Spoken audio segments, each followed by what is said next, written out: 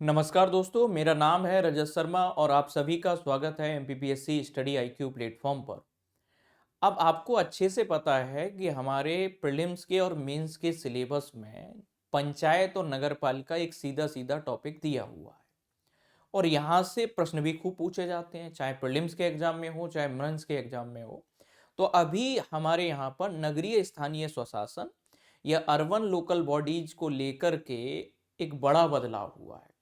और बड़ा बदलाव ये हुआ है कि खासतौर पे जो इलेक्शन प्रोसीजर है या निर्वाचन की जो प्रक्रिया है, उसमें बदलाव ये किया गया है कि हमारे महामहिम राज्यपाल महोदय जी के द्वारा एक अध्यादेश, एक ऑर्डिनेंस को जारी किया गया। और आप सबको अच्छे से पता है कि आर्टिकल 123 के अंडर राष्ट्रपति जी के द्वारा अध्यादेश को जारी किया जाता है और आर्टिकल 213 के अंडर गवर्नर क्या करते हैं, ऑर्डिनेंस को प्रोमुलगेट या ऑर्डिनेंस को इशू करते हैं।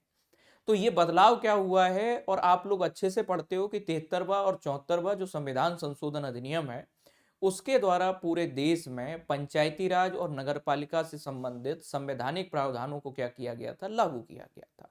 और चूंकि भारत में या मध्य प्रदेश में त्रिस्तरीय पंचायती राज व्यवस्था या त्रिस्तरीय नगरीय स्थानीय स्वशासन की प्रणाली को अपनाया गया है, तो इस संदर्भ में जो होने वाले जो नए बदलाव हैं, आपको एग्जाम पॉइंट ऑफ व्यू से जरूर याद रखना है, उनको हम लोग डिस्कस करने वाले हैं। तो सबसे पहली बात देखोगे आप लोग कि ये देखने को मिलेगा कि अभी मध्य प्रदेश नगरपालिका संशोधन अध्यादेश 2025 आया है, यानी कि Madhya Pradesh municipality amendment ordinance 2025 9 सितंबर 2025 को माननीय राज्यपाल जी के द्वारा एक अध्यादेश को जारी किया गया। और आपको पता है कि अध्यादेश क्या होता है, एक तरह से कार्यपालिका के द्वारा बनाया गया कोई कानून है। विधायिका का काम कर रही है कार्यपालिका, यह अस्थायी कानून होता है। आगे चल के विधानसभा से इसे क्या करवा दिया जाएगा, पारित करवा दिया जाएगा कि अभी दिसंबर के महीने में विधानसभा का सेशन स्टार्ट हो रहा है और सेशन स्टार्ट होगा तो उसी में क्या कर दिया जाएगा, ये अध्यादेश को पारित करवा लिया जाएगा। तो आपको क्या देखने को मिलेगा कि अभी इस अध्यादेश के द्वारा हमारे यहाँ क्या देखने को मिलेगा कि जो नगरीय स्थानीय स्वशासन की संस्थाएं हैं या अर्बन लोकल बॉडीज हैं, इन अर्बन लोकल बॉडीज में क्या किया गया है, बदलाव किया गया है। इसको लेकर के प्रोविजंस क्या कर दिए गए, बदल दिए गए। और आपको पता है कि मध्य प्रदेश में त्रिस्तरीय स्थानीय स्वशासन की इकाइयां हमें देखने को मिलती हैं। बदलाव क्या किए गए, सबसे मेन बात अगर आप देखोगे तो आने वाले जो नगरपालिका या नगर परिषद के जो चुनाव होंगे, उन चुनाव में नगरपालिका का अध्यक्ष और नगर परिषद के अध्यक्ष का जो चुनाव है वो कैसा होगा, कहीं ना कहीं डायरेक्ट इलेक्शन होगा, प्रत्यक्ष चुनाव होगा। तो अभी तक क्या था कि हम मध्य प्रदेश में नगरपालिका और नगर परिषद के अध्यक्ष के चुनाव इनडायरेक्ट हुआ करते थे या अप्रत्यक्ष चुनाव हुआ करते थे। अभी 9 सितंबर 2025 से प्रावधान कर दिया गया है और आने वाले समय में मध्य प्रदेश में जब स्थानीय स्वशासन की इकाइयों के चुनाव होंगे तो उनमें नगरपालिका और नगर परिषद के अध्यक्ष का निर्वाचन क्या होगा, डायरेक्ट इलेक्शन होगा। मतलब इस बात का ये है कि अभी नगर निगम के जो हमें नगर निगम का जो अध्यक्ष होता है, उन्हें हम मेयर बोलते हैं, महापौर बोलते हैं, इनका चुनाव तो डायरेक्ट हो ही रहा है, मध्य प्रदेश में प्रत्यक्ष निर्वाचन है। नगर पालिका यानी कि म्युनिसिपलिटी जो हमें देखने को मिलेगा, इसका जो नगर पालिका का अध्यक्ष है, उनका पहले चुनाव क्या देखने को मिलेगा, तो पहले इनडायरेक्ट था, हमें क्या देखने को मिलेगा, और अब क्या होगा, अध्यादेश के बाद अब ये डायरेक्ट इलेक्शन कर दिया गया।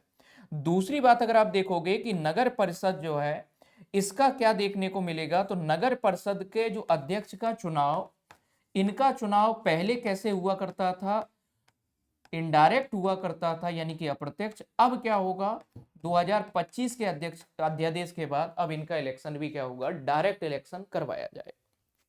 एक बात तो ये है। दूसरा, आपको पता है कि कहीं ना कहीं मध्य प्रदेश में राइट टू रिकॉल का प्रोविजन लागू है, यानी कि वापस बुलाने का अधिकार है हमारे यहाँ पर, आपको देखने को मिलेगा पंचायतों और नगर पालिकाओं के स्तर पर। और वापस बुलाने का अधिकार है, यानी कि निष्कासन का अधिकार है। तो इसको लेकर के भी बदलाव कर दिए गए हैं। बदलाव क्या किए गए हैं कि कभी भी स्थानीय स्वशासन की इकाई जो भी हमें नगर पंचायत, नगर परिषद या नगर पालिका में कभी भी अगर आप राइट टू रिकॉल का यूज करना चाहते हो या निष्कासन का प्रयोग करना चाहते हो, तो सबसे मेन जरूरी है कि इसमें बहुमत क्या चाहिए, आधे से अधिक बहुमत होना जरूरी है। तो रिक्वायर्ड मेजोरिटी कितनी चाहिए रिमूवल के लिए, तो required majority for the removal वो हमें देखने को मिलेगी आधे से ज्यादा, मोर देन 50% जो है हमें बहुमत की जरूरत है। दूसरा, हटाने की जो प्रक्रिया है अध्यक्ष को, वो उसके कार्यकाल के शुरुआती 3 वर्षों तक नहीं लाई जा सकती है। अध्यादेश प्रावधान करता है कि जैसे मान लीजिएगा आपने नगरीय जो चुनाव हुए ये अर्बन बॉडीज के इलेक्शन हुए, उस इलेक्शन के बाद इलेक्ट हो गया जो भी चेयरमैन है, इनिशियल 3 ईयर तक रिमूवल या राइट टू रिकॉल का यूज नहीं किया जा सकता। कम से कम 3 वर्ष तक तो उन्हें काम करने देना होगा। 3 वर्ष के बाद ही इस प्रोसेस को इनिशिएट किया जा सकता है।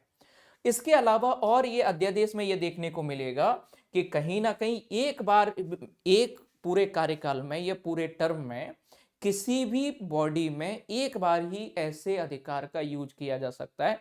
मतलब ऐसा नहीं कि आपने ए पर्सन को लोगों ने चुन के भेजा, फिर जो है उसको हटा करके बी पर्सन आ गया, फिर वो भी नहीं आ रहा तो फिर सी पर्सन आ गया।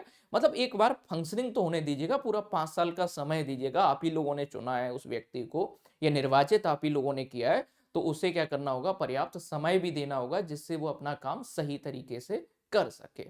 इन चीजों को क्या रखना है, आपको ध्यान रखना है। ये बड़े बदलाव हुए हैं मध्य प्रदेश में और इनको आपको क्या करना है, ध्यान रखना है।